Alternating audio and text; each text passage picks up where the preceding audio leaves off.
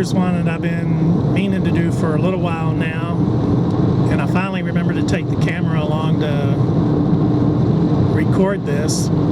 Back in November, just before Thanksgiving, we had a very rare event, at least, well, I know the weather's changing, but this was very rare even for around here.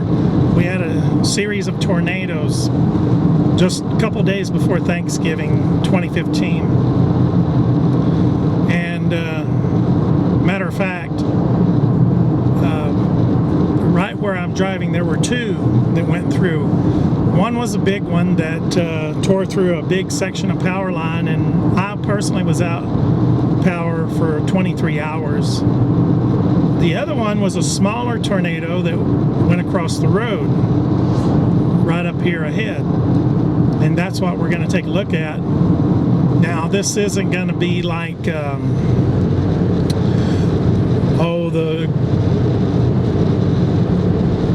F5s that do this just unbelievable, astonishing amounts of damage. But this is going to be very interesting what we look at, to show you that even a very small tornado shouldn't be underestimated. There were a total of 8 from what I understand. 2 came across my path that I drive home. The big one narrowly missed the town that I live in, a very small town. And if it had gone through town, the damage would have been massive. But it stayed mostly out in the country. There was a few houses destroyed, and of course my sympathies go out to those people for sure. But if it had been a direct hit on either the town I work in or the town I live in, it would have been very bad. And it knocked out our siren where I live. So the sheriff's department went through town with their sirens going for quite a while. Anyway, it's right up ahead, and we'll stop and take a look at what, now, I mean, it's like I say, it's not spectacular damage, but it's very worthwhile to stop and look at this and to make a mental note of what even a small tornado can do. Okay, where I'm parked is right where the tornado crossed the road. Now, there are very, very few trees out in this area. It's very windy. It's gonna probably be hard to hear me talk. But what I'll try to do is face away from the wind. I've kind of learned the tricks of getting a halfway decent sound even when the wind's blowing. They just have to be turned just the right way. So what we'll do is we'll get out and we'll take a look here. It's very interesting, and I wanted to share this with you, so hold on.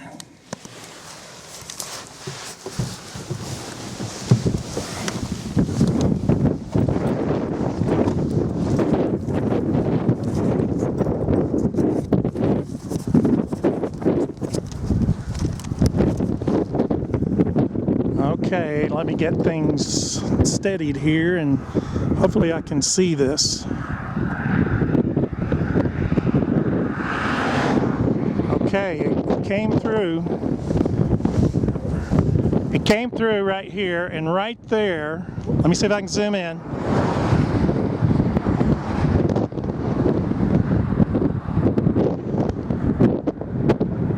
Okay, right there was a barn. A 10-panel barn, one of the old style. Okay, it came from southwest to northeast. Okay, it crossed right here. Now you can see how it stripped those trees. Now let's just take a walk here. Okay, now take a look at how it wrapped this barbed wire around this guard here. Let's walk down here and take a quick look. Now this was a very small tornado. can see how it piled up this brush as it came through here. Look at all the barbed wire. What's really sticks out is look at how it took that tin, and this is a pretty heavy tin.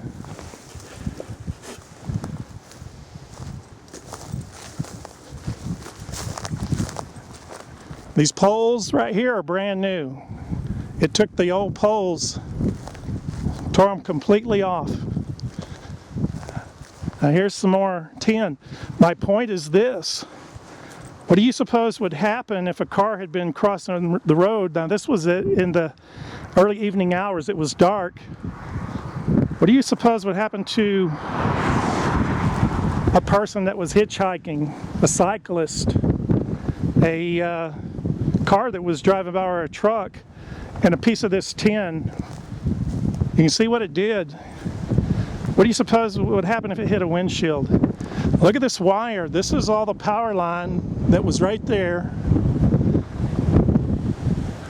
Look at what it did. It wrapped around this tree. What do you suppose that would do to a car, a live power line? It's still there. Look at that piece of tin. You think that was some force propelling that?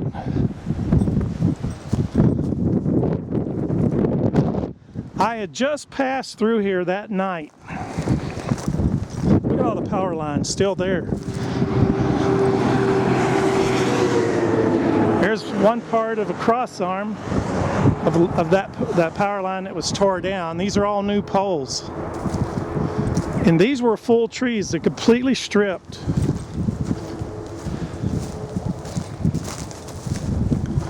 Let's take a little bit closer look over here. Look at that piece of pipe. If that was going about 200 miles an hour, what do you think would happen if it hit you? Look at this piece of tin. Totally stripped those trees. There was a barbed wire fence right here. All gone. Something like that going 100 to 200 miles an hour.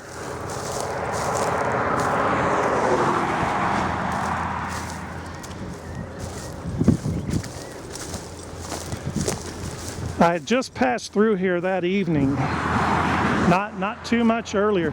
Look at these tree limbs. Now if one of those was fly right through a tractor trailer. Look at that piece of tin.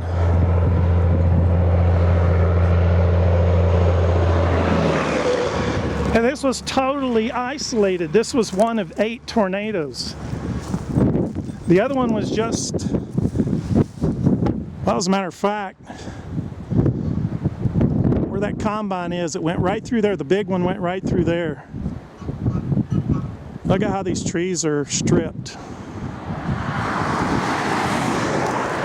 Let's look over here.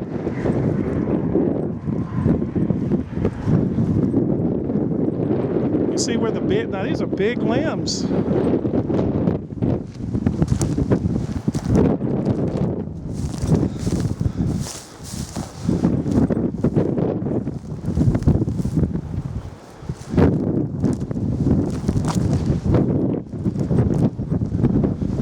Pieces of tin hit that so hard it tore that big limb off.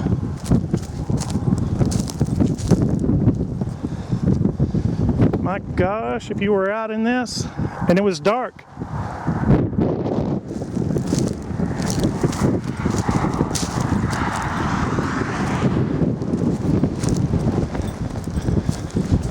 Look at those big limbs, ripped right off.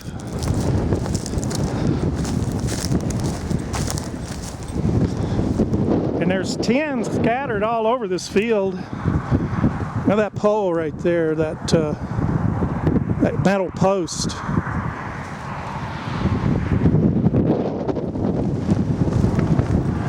Now, didn't carry it very far.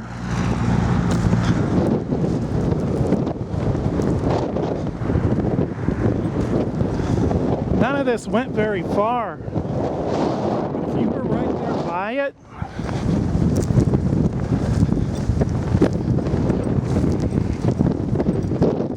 look at how this piece of tin is wrapped around.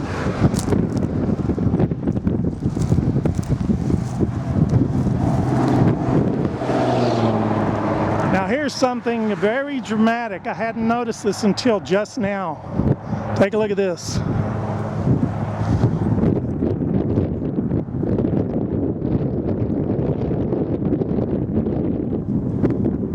What do you think that would do to a man?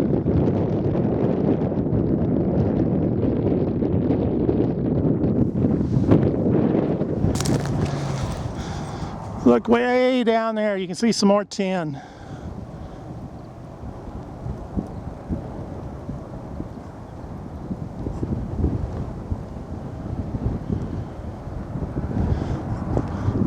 Hard to hold the camera still.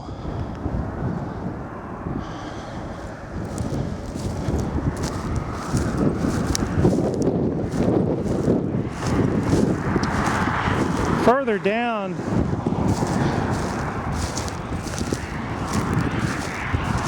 there's a little square building.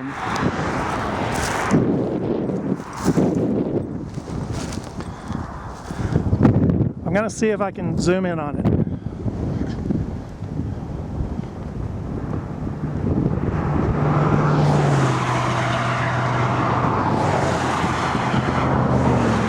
Right there in the fence is another piece of metal just wrapped curlicue around it. I don't know why this isn't focusing very well.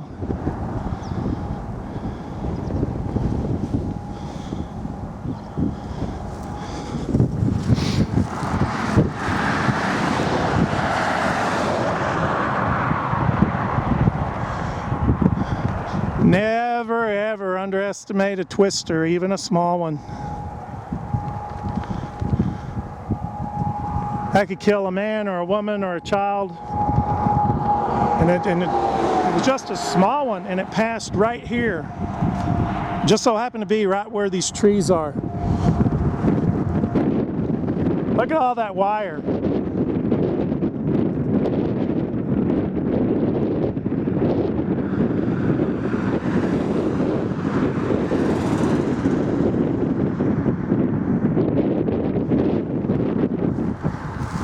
Very impressive. Anyway, very rare to have tornadoes in this area that late in the season.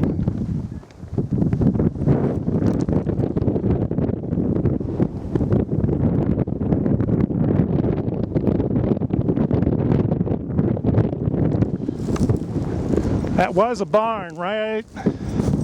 See if I can zoom in on it one more time.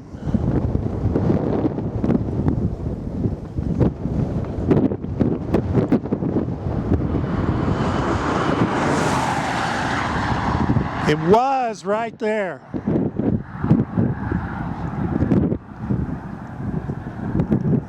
Look at how close it came to that house. Those people were lucky.